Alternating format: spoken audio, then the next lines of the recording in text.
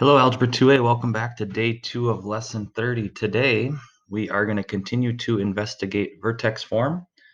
And our goal by the end of the day is to identify the a value and determine how it affects your quadratic function. And then secondly is going to be finding an equation from a parabola with 2 points. So we'll look at those two things today. Starting out with looking at the a value. So yesterday we looked at vertex form, which was y equals a times the quantity x minus h squared plus k, and we really focused on h and k and how they will shift our graph around the coordinate plane. Today we're going to just focus on the a value out in front here. So how does the a affect our quadratic graphs? So we're going to do a little discovery using graphing technology. We're going to take a look at matching each of these equations to their coordinating graph, and then we'll start to be able to find some patterns and make some definitions for what this a is going to do to our function. So I'm going to take out Desmos, so next time you see me I'll have Desmos ready to go, and we're going to start to investigate those equations. First, looking at our equation y equals 5x squared. So I've graphed the parent function. So the parent function would just be a plain x squared where our a value would be 1. Now you can see when I put a 5x squared, I put a 5, I'm increasing the a value to 5. So our a value of 1 gives us our graph that's red here. The a value of 5 gives us this green, which is causing your y values to increase pretty fast because you're multiplying them by 5 when you start to work with this function. What we're going to call this when we're working with these functions is a stretch. So this is going to start to stretch our graph out and make it look skinny. So going back to our notes, which graph is represented by 5x squared? That would be our graph A. So graph A would be our answer for that one. Let's take a look at the next one, 1/5 x squared. So now what I'm doing is I'm making my a value less than 1, but greater than 0. So I can see my original parent function in red. When I make 1/5, which is a number between 0 and 1, it starts to widen my graph out. It's not going to increase as fast as, for sure, that last one, but not even as fast as my parent function. So what this is called is a compress or a shrink. So our graph is starting to compress or flatten out. And this would match up with B. Next, I've put in negative 5x squared. So negative is the big thing that I'm doing to change this one, and I'm still using 5, similar to the problem A that we just did. But that negative is the big thing that that's going to change my function compared to A. My negative is going to flip my graph over the x-axis, which is going to cause it to match up with C. Lastly, I'll put in negative 1/5 x squared. When I put negative 1/5 x squared, we're going to see the same as negative 5. It's going to flip over the x-axis, which is going to cause us to match up with D. Now let's take these patterns and start to come up with some definitions about what A is going to do to our parabola. And it's all about how wide our parabola is, how skinny it is, and whether or not it's a right side up U or an upside down U. So let's start putting everything together for the A value.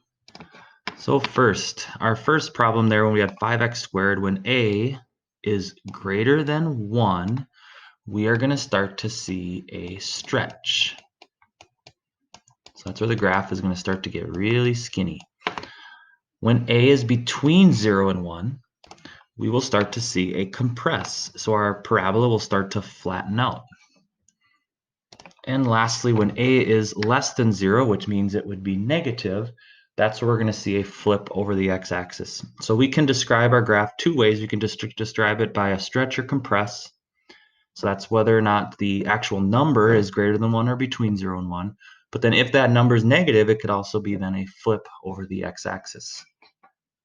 So another investigation you can do on Desmos is you can put a variable a into our parent function ax squared, and then you'll hit it'll say add slider, and then you can start to play around. So as I'm increasing above 1, you can see my graph is going to start to get stretched out. When I go between 0 and 1, you can see it start to widen out. And then when you go below into the negatives, you'll see it flip to the over the x-axis, excuse me. So there's a little investigation you can do as well. You can put a letter. A would be probably a good one to use. Put a letter in for that, and then you can start to play around and see all those transformations happening. In example 4, we're going to find an equation for the parabola shown. Now, the big thing that I want to pull from this parabola is the vertex. So the vertex is going to represent my h and k. That's what we discussed in day 1. So I've started out by just marking -3 represents my h, -1 represents my k.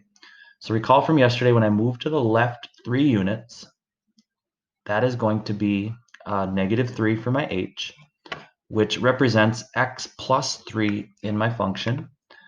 And then -1 dropping down 1 would represent a -1 for my k. So I'm going to rewrite my function now with the vertex included. Now as I continue to build my equation, I do not know what a is. I can use some hints. I've got a parabola that's opening up, so I do know that it's probably going to be positive, and it looks kind of skinny, so it's probably going to be an a value greater than 1, but I can't really pinpoint exactly what a is going to be.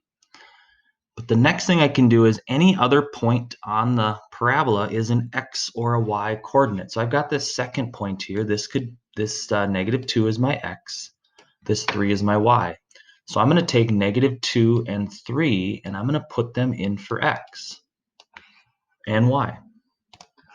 Once I do that, you can look closely at that equation. There's only one variable that we don't know, a, and I have the skills, algebra skills, to solve this out. I'm going to use algebra now to find my a value. We'll start by simplifying the parentheses. -2 plus 3 is 1. The next thing I would do is I would square 1, which is still going to be 1.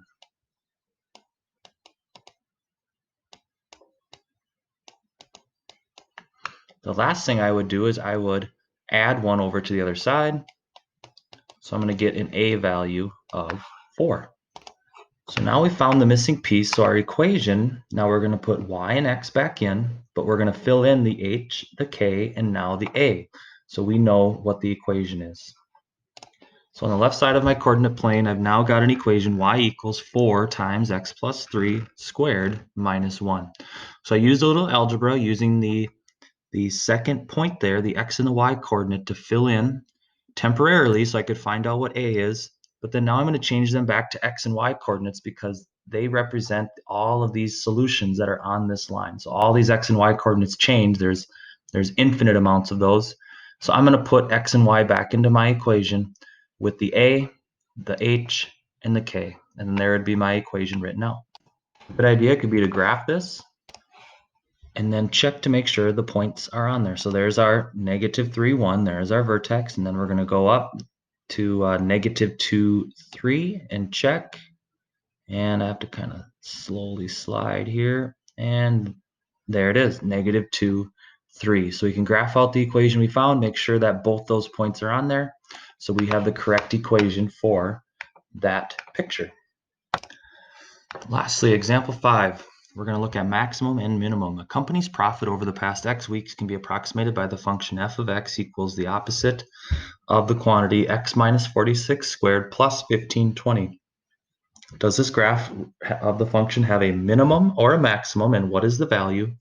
And then what does it represent? So we're going to talk first about a minimum and a maximum. If your a is positive, the parabola is going to open up, which causes the vertex to be the lowest point. So if your a is positive, your parabola has a minimum. A is negative causes your parabola to flip over the x, which makes the vertex the maximum.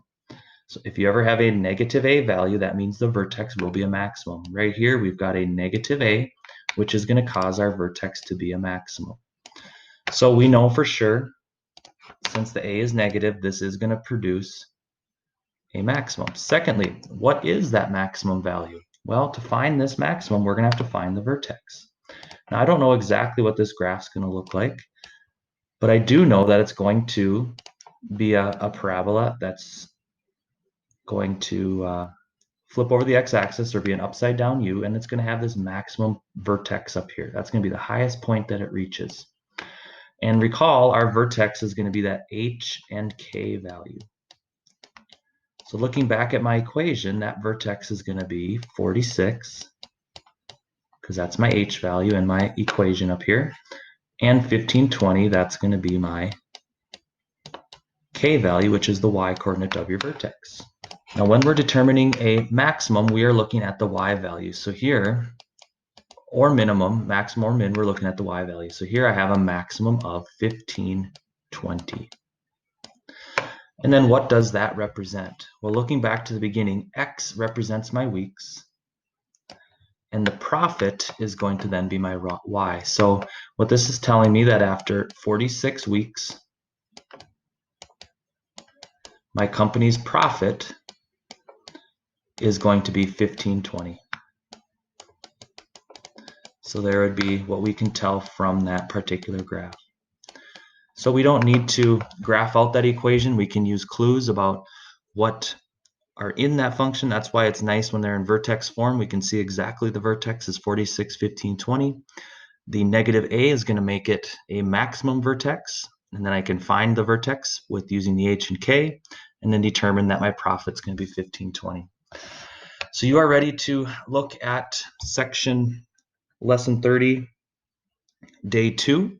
The Delta Math assignment is very similar to yesterday. So at the end of yesterday's video, I went through how to solve a Delta Math problem. So if you need help with that, you can go back to look at day 1 at the end. You can skip right to the end, but you are ready to start working on practice. You can go ahead. Good luck, and we'll see you next time.